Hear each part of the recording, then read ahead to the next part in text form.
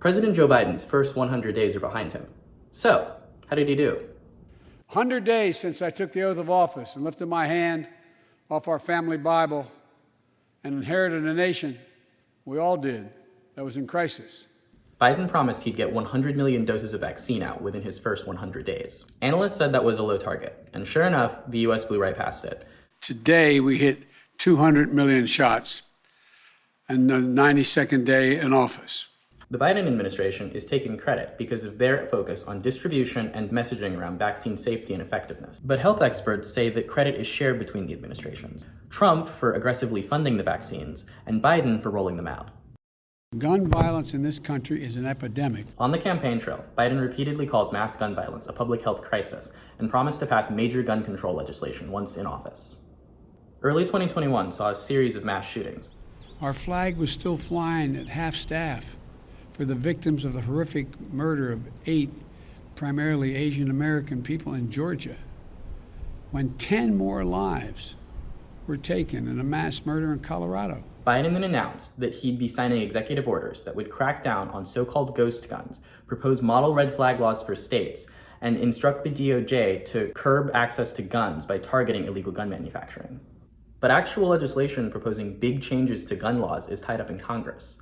Senate Republicans oppose most changes to red flag laws and background checks, which means that it's unlikely to arrive at Biden's desk anytime soon. A jury in Minnesota found former Minneapolis police officer Derek Chauvin guilty on all counts in the murder of George Floyd last May. Last summer, Biden called for greater oversight of police after historic racial justice protests were sparked by the disproportionate killing of people of color by law enforcement. One of Biden's campaign promises, a White House commission to study policing, was scrapped, however, after advocates said that another commission would be redundant.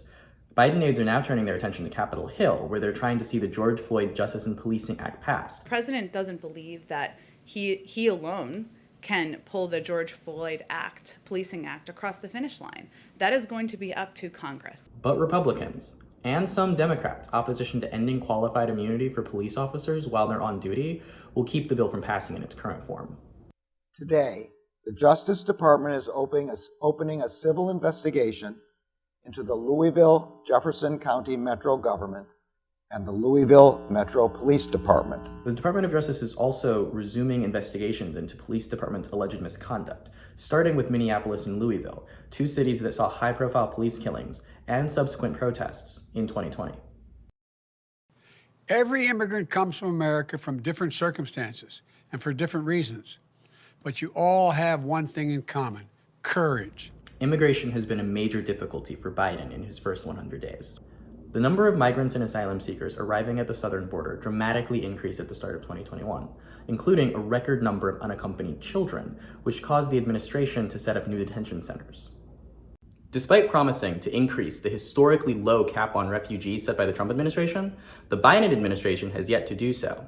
After blowback from Democrats and activists, the White House promised news of an increase in May. The president has long been committed to the 125,000 cap that he has set, has always consistently been his objective since February for the next fiscal year. 62.5 was always meant to be a down payment on that, so those are the considerations as we make a determination about the cap that we're setting.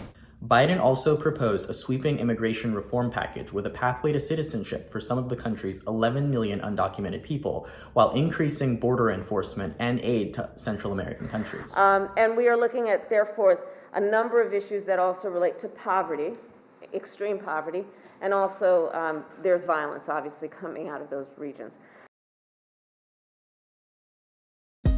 Hey, thanks for watching. If you like this video, check out these other videos from USA Today to stay up to date with all the latest news.